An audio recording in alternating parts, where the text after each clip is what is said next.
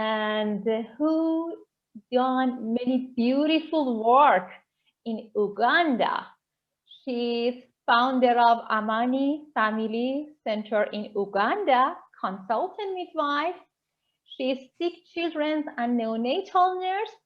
She's home birth, water birth specialist, HIV in pregnancy specialist, IBCLC lactation consultant. This is nobody than Diane Lockhart. Welcome, Diane.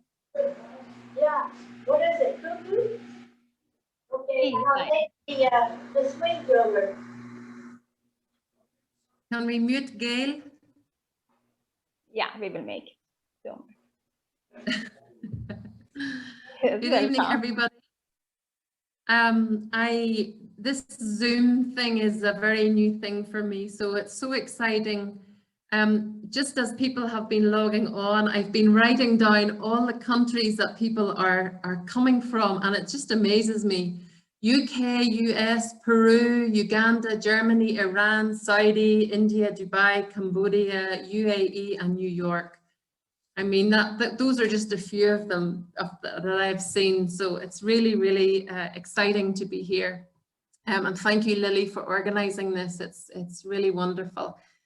I'm not going to talk about myself. I'm going to talk about something that has been my heart for so long. And I think, Gail, you and I should have sat together and done a joint presentation because we're talking about almost exactly the same thing. I want to focus on a word that Gail actually said, and that word is love. And you'll see as time goes on, I'm going to speak briefly, and then I'm going to show you a short video which demonstrates really what I am about in Uganda. A very famous obstetrician who we've hopefully all heard of, Grantley Dick Reed. I'm just going to open with a quote. "It is a great crime to leave a woman alone in her agony and deny her relief from her suffering, as it is to insist upon the dulling the consciousness of a natural mother who desires above all things to be aware of the final reward for her efforts, whose ambition is to be in full possession of her senses when the infant who she already adores," I just love that, "the infant who she already adores greets her with its first loud cry and the soft touch of its restless body upon her limbs." I think if I close my eyes, I can feel the emotion of that quote, especially in relation to the mums that I look after. As I was introduced, I am working in Uganda. I do home birth and water birth, primarily for expats who are used to that type of birth. So it's a really wonderful experience, but my main work is in Amani Family Center. I opened Amani Family Center about 4 years ago, and it was basically based on the fearful stories that I would hear. It's a well-known fact that fear in childbirth can have a profound impact on women's experience and their ability to birth naturally without intervention. Unfortunately, in too many settings today, and I think we've all seen it, women, they start their journeys with preconceived ideas and fears based on what they are told, the stories they hear, and the environments that they are expected to travel that journey in. And for us, one of the big problems is judgment of these women. Today in my clinic, I had a 13-year-old and a 14-year-old who are just both devastated. They were both impregnated through rape, and they've chosen to keep their babies, and they know the judgments that they are going to get in their community. And that experience is all too common here in Uganda, where mothers actually choose to stay at home and birth either unassisted or with an unskilled carer. The high mortality and morbidity death rate, often caused by lack of skilled care, leads to the belief that birth is a dangerous process simply because of fear. And hospitals, they increase that fear even more in Uganda because women have to pay bribes to get cared for. They have to provide their own supplies. And in one of our best hospitals, the cesarean section rate is 74%. So there's a serious mistrust in women's bodies that they can actually deliver their babies just naturally without any intervention. Like I said, I founded a Mani Centre about 4 years ago, having heard so many such stories where women vocalise their desperate desire to be cared for with compassion and dignity, and the dignity they deserve, and with no fear and at no cost. So when they come to us, they pay no money. And Amani is Swahili for peaceful, and that's exactly what we strive to do. We are a birth centre based in a slum community in Kampala, where we care for some of the most at-risk and vulnerable mothers in Uganda. Many mothers who attend do so alone and are coming from a place of great previous loss and frightening experiences. So very much linking in with a lot of what's already said, Jutta and Gail, in terms of trauma, the experiences of trauma. And abuse. Abuse is the best word to use because that's what it sometimes is. We provide a very high standard of low technological but sound evidence-based care using innate skills of a midwife. And just to add to what Rowan was asking, but do midwives work alone and what happens if we have an emergency?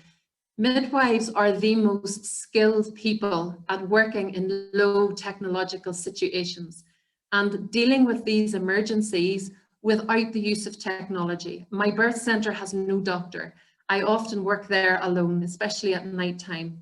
And there has never been an emergency that in labour that I have had to transfer because we have not been able to manage with simple, basic emergency skills. And in 4 years since we've been opened, we can boast 100% live, healthy mum and baby rate for those mothers who have birthed with us. So for every mother that has come to us and has delivered their baby with us, we have never lost a mother and we've never lost a baby. And in this country, that's quite a feat. But there are 5 main factors that we work with in terms of saving and protecting mothers' lives. The first and most important and most vital component is our relationship with these mothers. We believe and we have evidence to show how building a strong trust and rapport with our mothers encourages them to attend regularly, cooperate with our advice, especially when it comes to health promotion. Many of our mothers are very young teenage mothers. They're working in sex trade or in situations where they are one of multiple women in their relationship, which are often HIV positive or even abusive situations.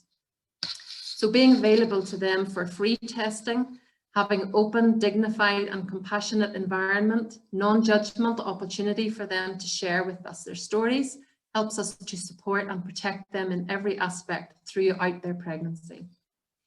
The second aspect is very good risk assessment. Every mother that passes through our doors has a very complete history taken, including full medical, obstetric and social history. And only then can we get a full picture and be able to enable timely referral. I think Dr. Ahmed talked about that as well, making sure that care was given in the right place. That's so, so important. Our third aspect is monitoring in labour, and it's quite amazing how many facilities do not have a concept of the importance of this. As a result, women are left in long drawn-out labours with climbing blood pressures, decreasing fetal heart rates, resulting in a high number of fresh stillbirths and maternal mortality and morbidity.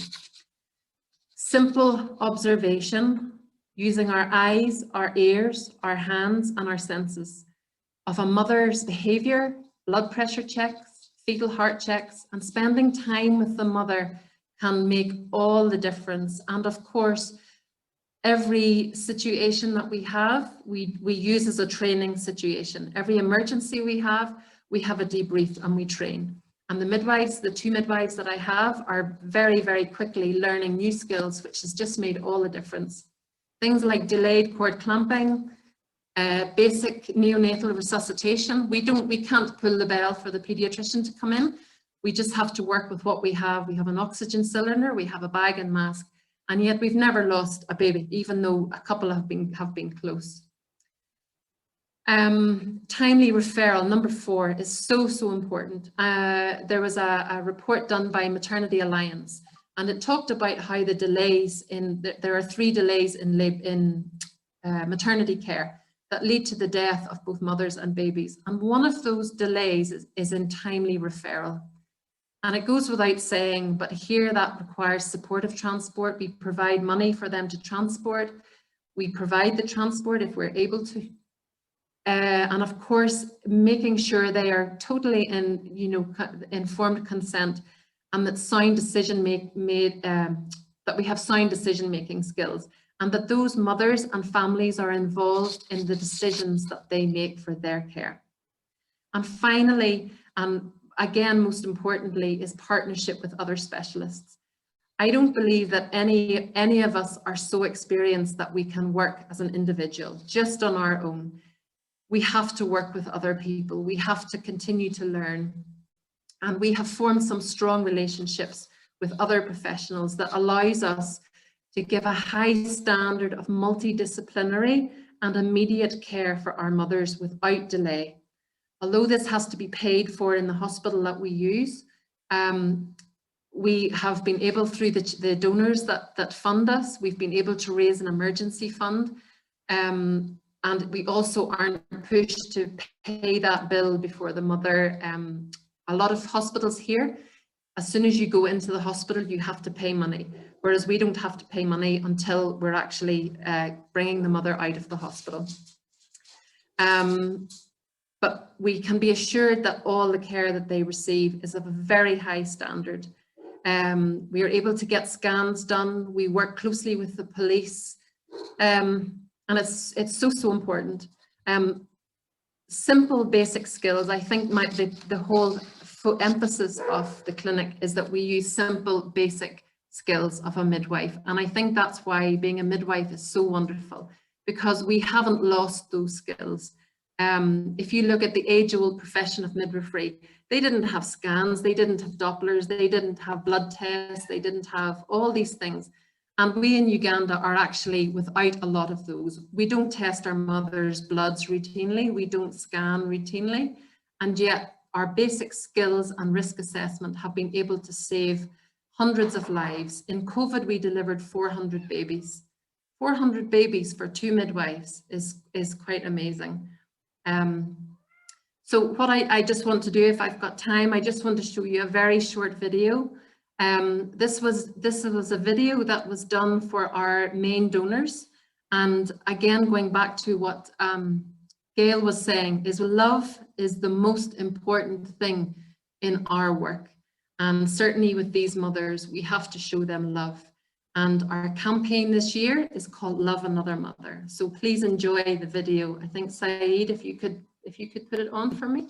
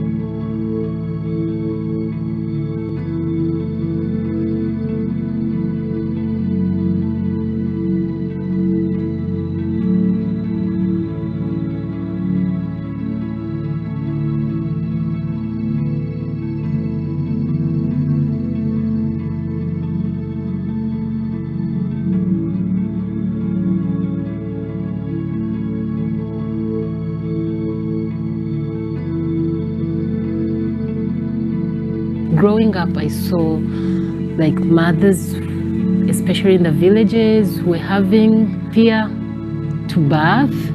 Some of them would lose lives. Many of them couldn't like get proper help or proper care. Yeah, so that would really like make me feel like I should be part of the team that helps them.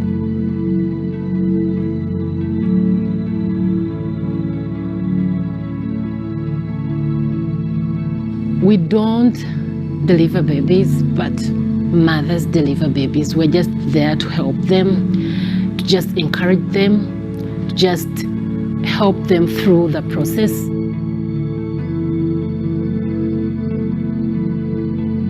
So with the healthcare in Uganda, the statistics say that 1 in every 49 mothers, they die of pregnancy-related complications due to childbirth, caused by many things: obstruction, bleeding, preeclampsia, diseases that are meant to be monitored at antenatal, and aren't being picked up at those antenatal checks.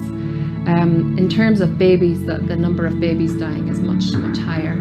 And we are so proud that since we opened our doors 4 years ago, we've never lost a mother, and we've never lost a baby during the care that we have been given them.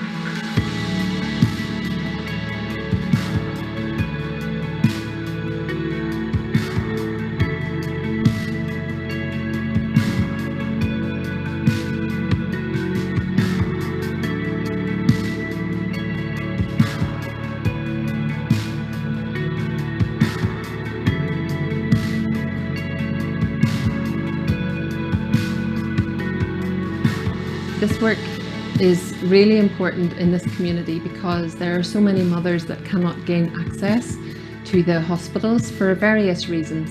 One of which is that when they go to the other hospitals, they have to pay money, and they have to bring a lot of supplies. So when they come to us, they get their free care, they get their supplies, things that they can't afford to bring, and they also get free transfer. If something was to happen, we can take them to the hospitals.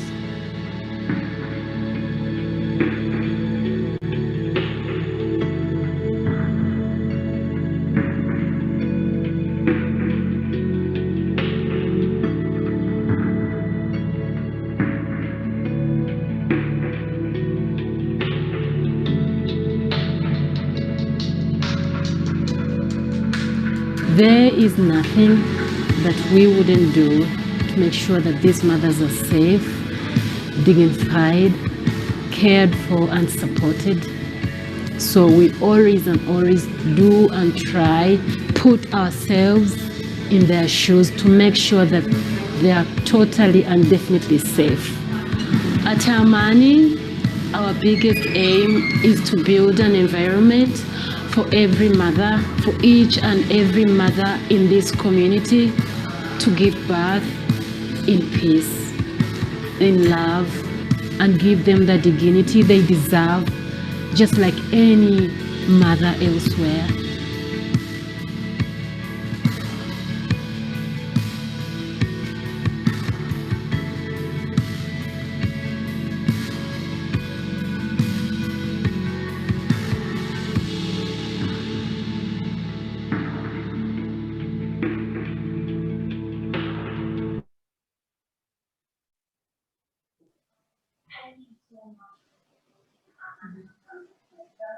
Very beautiful.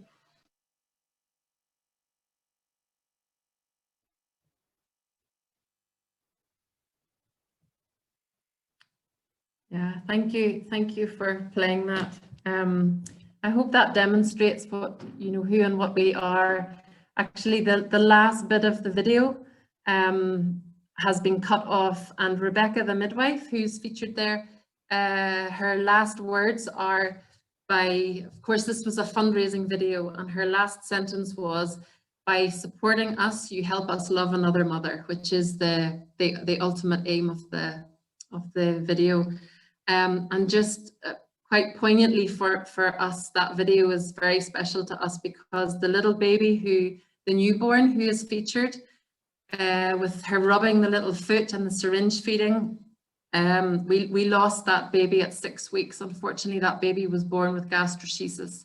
So the intestines outside, and despite surgery, despite continued care, unfortunately, we lost her at 6 weeks from sepsis and wound infection and malnutrition as well. But thank you for listening. Thank you for watching. And I wish everybody a really happy International Day of the Midwife. Thank you so much, Diane. I'm touched. This is amazing and humane. My eyes are full of tears, and I would do everything to help you continue your mission. We are so proud of you. Keep it up. Thank you. Thank you. Dear friend, if you have any questions,